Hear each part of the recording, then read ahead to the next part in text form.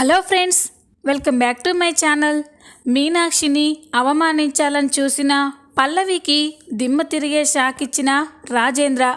అసలు ఏం జరగబోతుంది తెలుసుకోవాలి అంటే ఈ వీడియోని చివరి వరకు చూడండి. ఇక ఎపిసోడ్లోకి వెళ్ళినట్లయితే శ్రేయ శ్రీమంతం ఫంక్షన్ గ్రాండ్గా అరేంజ్ చేస్తారు. ఇక పల్లవి శ్రీమంతానికి వచ్చిన ముత్తైదులకి డబ్బిచ్చి మీనాక్షి బాధపడేలా, మీనాక్షిని అవమానించేలా మాట్లాడమని వాళ్ళతో చెప్తుంది. ఇక శ్రేయకి అందరూ ముత్తైదులు పసుపు కుంకుమలు ఇస్తూ ఉంటారు. అప్పుడే ఇక మీనాక్షి కూడా శ్రేయకు పసుపు కుంకుమలు ఇస్తూ ఉంటే అక్కడే ఉన్న ముత్తైదులు, ఏంటమ్మా నువ్వు ఆ అమ్మాయికి పసుపు కుంకుమలు ఎలా ఇస్తావు అని అంటూ ఉంటే ఇక మీనాక్షి అవని అక్కడున్న వాళ్ళు షాక్ అయిపోయి చూస్తూ ఉంటారు. ఇక మీనాక్షి, ఏమైందమ్మా, నేను పసుపు కుంకుమలు ఇస్తే తప్పేంటి అని అంటూ ఉంటే ఈ అవని కూడా, అవునండి మా అమ్మ చేసే దాంట్లో తప్పేముంది అని అంటుంది. చూడమ్మా, నీకు తండ్రి లేకపోయినా భర్త ఉన్నాడు కాబట్టి నువ్వు పసుపు కుంకుమలు ఇవ్వచ్చు, కానీ ఆవిడ భర్త ఎవరో తెలీదు, చెప్పుకోను కూడా లేదు, అసలు భర్త ఉన్నాడా లేదో కూడా తెలీదు. అలాంటి మనిషి పసుపు కుంకుమలు ఇవ్వడం ఏంటి, ఇది చాలా అశుభం అని అనగానే ఇక మీనాక్షి అవని చాలా బాధపడుతూ ఉంటారు. ఇక అవని, ఏంటండి అలా మొహం మీదే అలా మాట్లాడడం ఏంటి, మా అమ్మకి భర్త ఉన్నాడు అని అంటూ ఉంటే మరి ఎక్కడా ఎప్పుడు కనిపించలేదే అని వాళ్ళు అడుగుతూ ఉంటారు. దాంతో ఇక అవని మీనాక్షి ఏమీ మాట్లాడకుండా బాధపడుతూ ఉంటారు.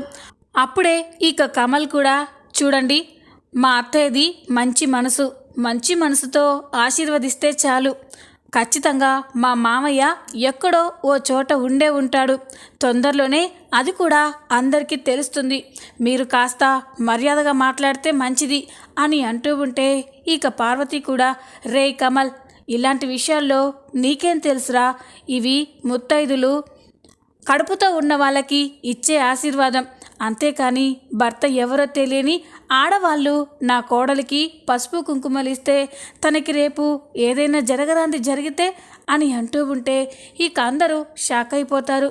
ఇక మీనాక్షి, వద్దండి వద్దు, నా వల్ల శ్రేయకి ఎలాంటి ఇబ్బంది కలగొద్దు, నేనే పక్కకుంటాను అని ఇక మీనాక్షి అయితే చాలా బాధపడుతూ అక్కడి నుంచి ఏడ్చుకుంటూ వెళ్ళిపోతుంది.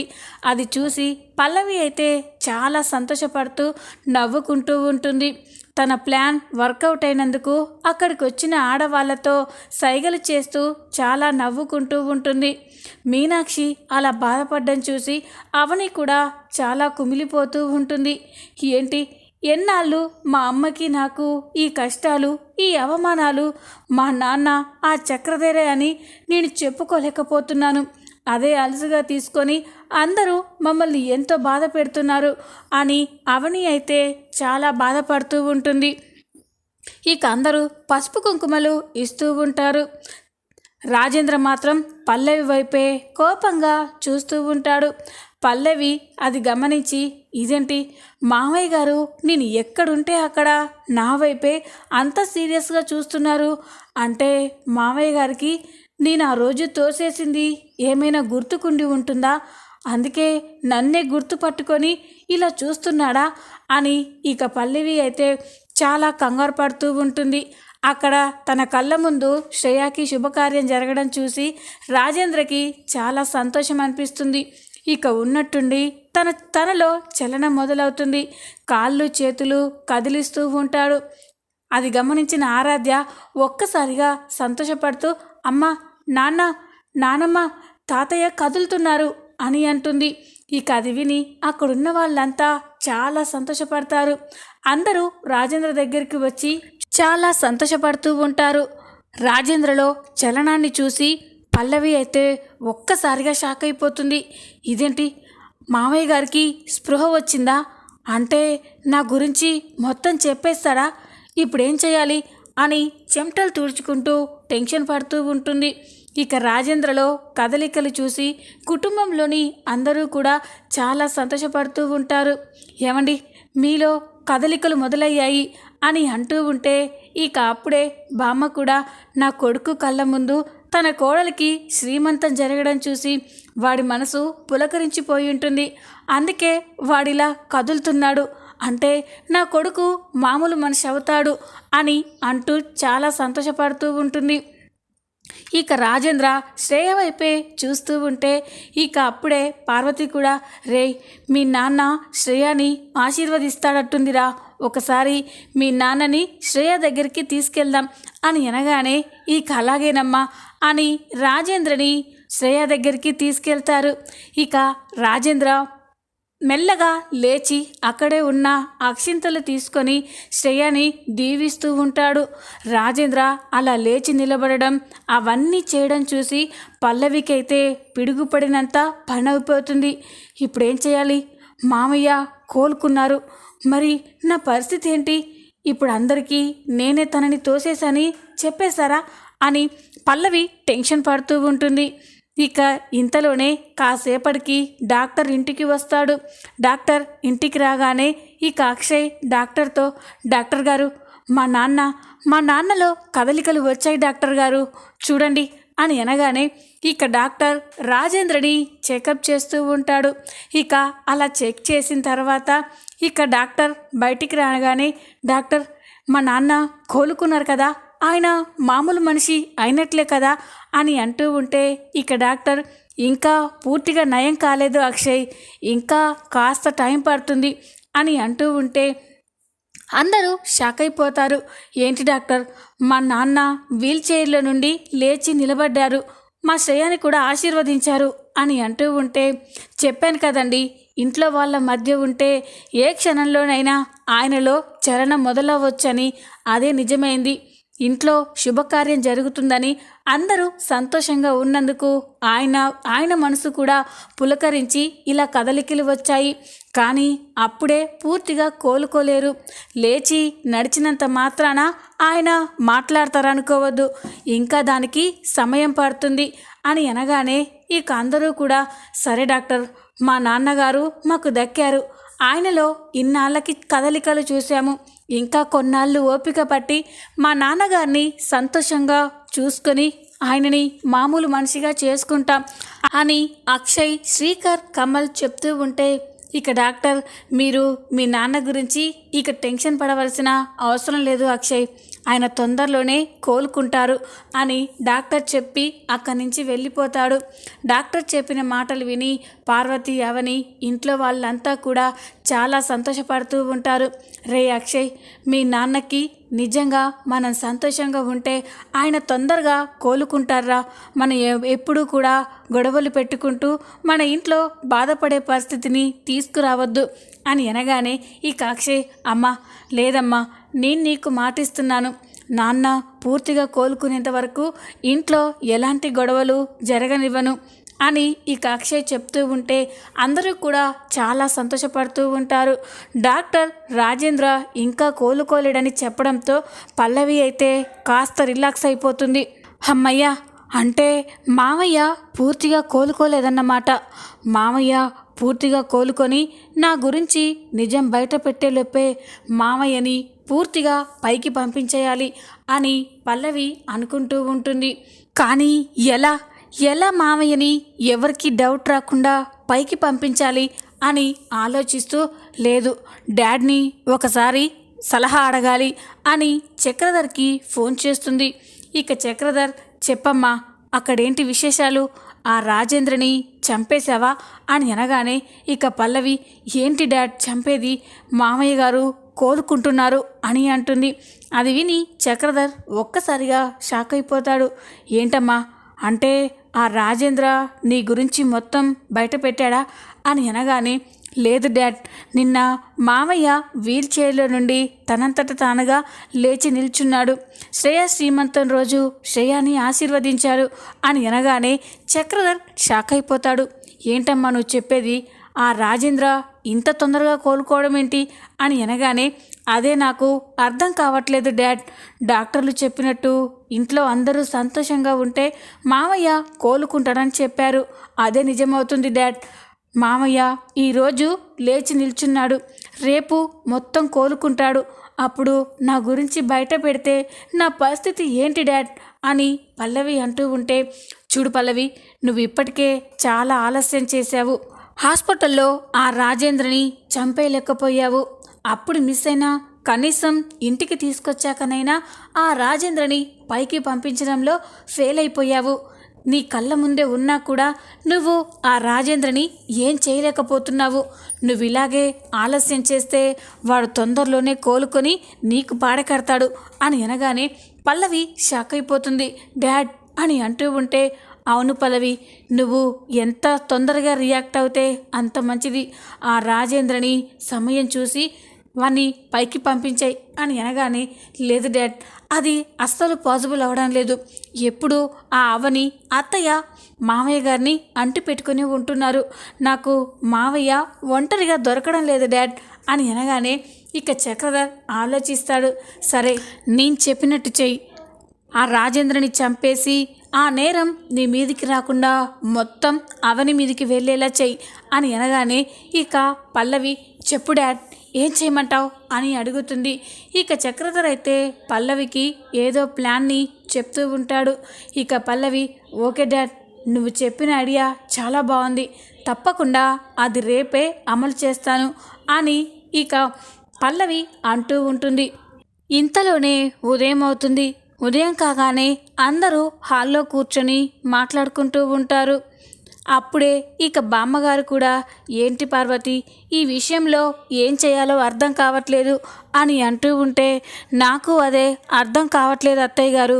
శ్రేయాకి శ్రీమంతం చేశాము. తను కడుపుతో ఉన్నప్పటి నుండి మన ఇంటి దగ్గరే ఉంది, ఎక్కడికి వెళ్ళలేదు.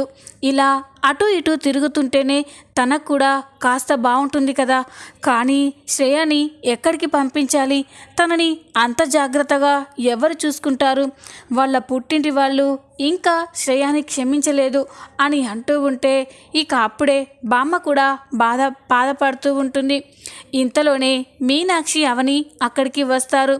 వదిన గారు, మీరేమీ అనుకోనంటే మిమ్మల్ని ఒక విషయం అడగొచ్చా అని అనగానే, ఏంటో చెప్పండి అని అంటుంది. అప్పుడు మీనాక్షి, అదే వదిన గారు, శ్రేయ శ్రీమంతమయ్యాక ఎక్కడికైనా వెళ్ళాలి, కానీ వాళ్ళ పుట్టింటి వాళ్ళు తనని తీసుకెళ్ళడం లేదు కదా, అందుకే శ్రేయని మా ఇంటికి తీసుకెళ్తాను అని అంటుంది. అది విని ఇక పార్వతి ఒక్కసారిగా షాక్ అయిపోతుంది. పార్వతితో పాటు బామ్మ కూడా స్టన్ అయిపోయి చూస్తూ ఉంటుంది. పల్లవి మాత్రం మీనాక్షి అలా మాట్లాడడం చూసి కోపంతో రగిలిపోతూ ఉంటుంది. ఇక పార్వతి, ఏంటి, ఏం మాట్లాడుతున్నారు అని అంటూ ఉంటే ఇక అవని కూడా, అవునత్తయ్య గారు, మా అమ్మ చెప్పిన దాంట్లో తప్పేముంది? ఆడపిల్ల కడుపుతో ఉన్నప్పుడు తను పుట్టింటికి వెళ్ళాలని ఉంటుంది, కానీ మన శ్రేయని వాళ్ళ అమ్మ వాళ్ళు తీసుకెళ్ళడానికి రావడం లేదు. అందుకే ఓ 2 రోజులు అమ్మతో పాటు మా ఇంటికి పంపించండి. అక్కడ భరత్, ప్రణతి అందరూ శ్రేయని బాగా చూసుకుంటారు. తనకి కూడా కాస్త స్థలం మారినట్టుంటుంది అని అవని అంటూ ఉంటే ఇక ఇంతలోనే పల్లవి అక్కడికి వచ్చి, ఏంటక్క, ఏం మాట్లాడుతున్నావు నువ్వు అని అంటూ ఉంటే, ఏంటి పల్లవి, నీ మాట్లాడిన దాంట్లో తప్పేముంది అని అంటుంది. తప్పున్నారా? మొన్న శ్రేయ శ్రీమంతం రోజు మీ అమ్మగారి చేత పసుపు కుంకుమలే ఇవ్వనివ్వలేరు అత్తయ్య గారు, అలాంటిది వాళ్ళింటికి శ్రేయాని ఎలా పంపిస్తుంది అని అనగానే ఇక అవని మీనాక్షి షాక్ అయిపోతారు. ఇక అప్పుడే అవని, పల్లవి, ఏం మాట్లాడుతున్నావు నువ్వు అని అంటూ ఉంటే ఇక పార్వతి, పల్లవి అన్న దాంట్లో తప్పేముంది? నా కోడల్ని నేను ఎక్కడికి పంపించను, పైగా ఎలాంటి గౌరవం మర్యాద లేని ఈ మనిషి ఇంటికి అసలే పంపించను అని అనగానే అవని మీనాక్షి షాక్ అయిపోతారు. ఇక ఇంతలోనే ఇక బామ్మ కూడా, అవును, అయినా మొన్న శ్రేయకి తన చేత పసుపు కుంకుమలే ఇవ్వనివ్వలేదు, అలాంటిది తన ఇంటికి పంపించి శ్రేయకి తన చేతి వంటలే తినేలా చేస్తామని ఎలా అనుకుంది ఆ మనిషి? కాస్తైనా బుద్ధుండక్కర్లేదు అని అంటూ ఉంటే మీనాక్షి అవని చాలా బాధపడుతూ ఉంటారు. అమ్మమ్మగారు, మీరేం మాట్లాడుతున్నారు? మా అమ్మని ఎందుకు ఇంతలా సూటిపోటి మాటలతో అంతలా తనని చిత్రహింస పెడుతున్నారు? చూడండి, మా అమ్మ ఏ తప్పు చేయలేదు. తనేంటో తన పవిత్రత ఏంటో తెలిసే రోజు తొందరలోనే వస్తుంది.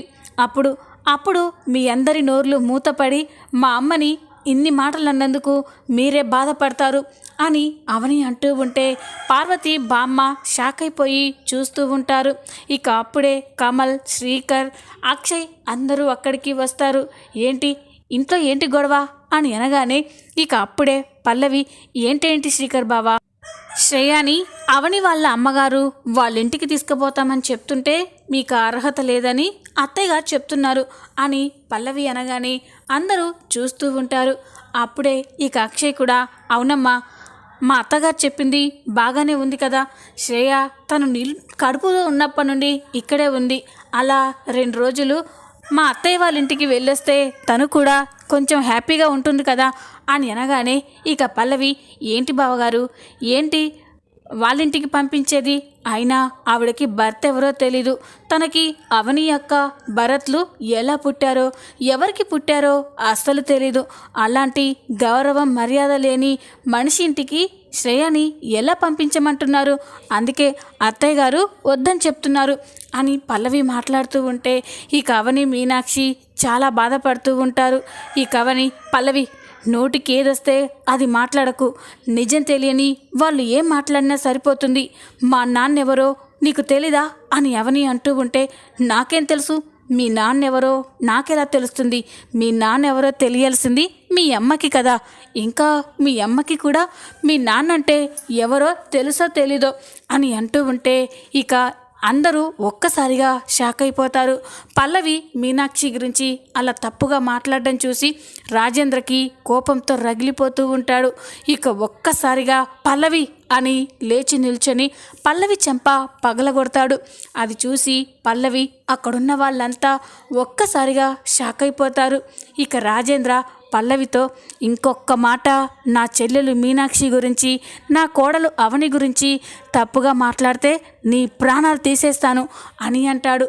అది విని అక్కడున్న వాళ్ళంతా ఒక్కసారిగా షాక్ అయిపోతారు. ఇక పల్లవి అయితే రాజేంద్రకి మాట్లాడుతున్నందుకు స్టన్ అయిపోయి చూస్తూ ఉంటుంది. ఇదేంటి మావయ్య గారు మామూలు మనిషి అయ్యారా అని టెన్షన్ పడుతూ ఉంటుంది. ఇక పార్వతి, అవని, మీనాక్షి, అక్షయ్ అందరూ కూడా రాజేంద్ర మాట్లాడుతున్నందుకు చాలా సంతోషపడుతూ ఉంటారు. అప్పుడే పార్వతి ఏమండి మీరు మాట్లాడుతున్నారా, అంటే మీరు మామూలు మనిషి అయ్యారా అని చాలా సంతోషపడుతూ ఉంటుంది.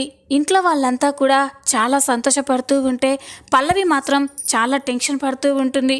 ఇక రాజేంద్ర ఏంటి పార్వతి, నీ కళ్ళ ముందే మీనాక్షిని పల్లవి నోటికొచ్చినట్టు మాట్లాడుతూ ఉంటే ఏమీ మాట్లాడకుండా అలా మౌనంగా ఉన్నావేంటి అని అనగానే ఇంకేం మాట్లాడాలంటండి, పల్లవి ఉన్న మాటలే కదా ఆవిడ గారి గురించి మాట్లాడేది అని అనగానే ఇక రాజేంద్రకి కోపం వస్తుంది. చూడండి, ఆ మనిషికి తన భర్త ఎవరో చెప్పుకోలేదు, అవని భరత్లు ఎలా పుట్టారో కూడా చెప్పుకోలేదు, అలాంటి మనిషింటికి నా శ్రేయని ఎలా పంపించాలి అని ఇక పార్వతి అంటూ ఉంటే పార్వతి ఇందాక పల్లవిని కొట్టాను, ఇంకొక మాట మీనాక్షి గురించి అవని గురించి తప్పుగా మాట్లాడితే అదే దెబ్బ నీకు పడాల్సి ఉంటుంది అని రాజేంద్ర అనగానే ఇక పార్వతి, ఇంట్లో వాళ్ళంతా షాక్ అయిపోతారు. ఇక అప్పుడే బామ్మగారు కూడా ఒరే ఏంట్రా నువ్వు మాట్లాడేది, ఎవరో బయటి వారి కోసం నువ్వు నీ భార్యనే కొడతావా అని అనగానే చూడమ్మా నీకు ఇంత వయసు వచ్చింది, పాపం మీనాక్షి గురించి అర్థం చేసుకోకుండా ఎందుకలా సూటిపోటి మాటలతో తనని ఇబ్బంది పెడుతున్నారు అని అంటూ ఉంటే రే ఇన్ని బాధలు ఎందుకురా, తన మొగుడెవరో చెప్తే ఆవిడ గారికి ఇన్ని మాటలు ఇన్ని అవమానాలు ఉండేవి కాదు కదా, నిజంగా ఆమె తప్పు చేయకుండా పతివ్రత అయ్యుంటే తన భర్త ఎవరో చెప్పమనరా అని అనగానే ఉన్నారు, నేను చెప్తాను, మీనాక్షి భర్త ఎవరో అవని కన్న తండ్రి ఎవరో నేను చెప్తాను అని అనగానే పల్లవి అక్కడున్న వాళ్ళంతా ఒక్కసారిగా షాక్ అయిపోతారు. ఇక పల్లవి మామయ్య గారు అని అంటూ ఉంటే నువ్వు నోర్మి అని అంటాడు. ఇక రాజేంద్ర అలా బెదిరించేసరికి పల్లవి భయపడిపోయి మౌనంగా చూస్తూ ఉంటుంది. ఇక అప్పుడే పార్వతి ఏంటండి మీనాక్షి భర్త ఎవరో మీకు తెలుసా అని అనగానే తెలుసు పార్వతి, అసలు ఆ రోజు నేను మన ఫామ్ హౌస్లో పార్టీ అరేంజ్ చేసిందే మీనాక్షి భర్త అవని కన్న తండ్రి ఎవరో అందరికీ చెప్పాలనే ఆ పార్టీని ఏర్పాటు చేశాను. కానీ నేను ఆ రహస్యం బయట పెట్టడం ఇష్టం లేని కొంతమంది నా నోరు మూయించడం కోసం నన్ను చంపడానికి కూడా వెనకాలేదు. కానీ నిజం నిప్పు లాంటిది. ఈ నిజం బయటపడాలనే ఆ దేవుడు నన్ను బ్రతికించినట్టున్నాడు అని అంటూ ఉంటే పల్లవి షాక్ అయిపోతుంది. ఇక అప్పుడే పార్వతి, ఏంటండి మీరు చెప్పేది? మీనాక్షి భర్త ఎవరు అని అనగానే, ఇంకెవరు పార్వతి, పల్లవి వాళ్ళ నాన్న చక్రధరే మీనాక్షి భర్త, అవని కన్న తండ్రి అని అనగానే ఇక అందరూ ఒక్కసారిగా షాక్ అయిపోతారు. ఇక బామ్మ, రే ఏం మాట్లాడుతున్నావురా, నా అల్లుడు చక్రధర్ ఈ మీనాక్షి మొగుడేంటి అని అనగానే, ముందే మీనాక్షికి భర్త అయ్యాకే నీకు అల్లుడయ్యాడు ఆ చక్రధర్ అని అంటూ ఉంటే పార్వతి ఒక్కసారిగా షాక్ అయిపోతుంది. మామయ్య గారు అని అంటూ ఉంటే, నువ్వు ఆగమ్మావని, ఈ రోజుతో అన్ని నిజాలు బయటపడాలి. ఇన్ని రోజులు నువ్వు మీ అమ్మ పడ్డ అవమానాలు చాలమ్మా. మీరు భరించినా మీరు బాధపడుతూ ఉంటే నేను భరించలేను. ఇప్పుడు చెప్తున్నాను వినండి. నా చెల్లెలు మీనాక్షి ఆ చక్రధర్కి మొదటి భార్య, రాజేశ్వరే రెండో భార్య అని అనగానే పల్లవి షాక్ అయిపోయి చూస్తూ ఉంటుంది. అయిపోయింది, అంతా అయిపోయింది. నేను ఏదైతే నిజం బయటపడకూడదని ఇన్ని కుట్రలు చేశానో ఆ నిజమే ఈరోజు మావయ్య బయట పెట్టేశాడు అని పల్లవి టెన్షన్ పడుతూ ఉంటుంది. ఇక మీనాక్షి భర్త చక్రధరే అని తెలుసుకొని పార్వతి ఇక బామ్మ అయితే చాలా బాధపడుతూ ఉంటారు. మీనాక్షి దగ్గరికి వెళ్ళి, మీనాక్షి చేతులు పట్టుకొని, నన్ను క్షమించండి, మీ గురించి తప్పుగా మాట్లాడి మిమ్మల్ని ఎంతో బాధ పెట్టాము అని ఇక పార్వతి మీనాక్షికి క్షమాపణలు చెప్తూ ఉంటే పల్లవి కోపంగా చూస్తూ ఉంటుంది. చూద్దాం రాబోయే ఎపిసోడ్లో ఏం జరగబోతుందో. ఈ వీడియో కనుక మీకు నచ్చినట్లయితే లైక్ చేయండి, సబ్స్క్రైబ్ చేసుకోండి. Thanks for watching.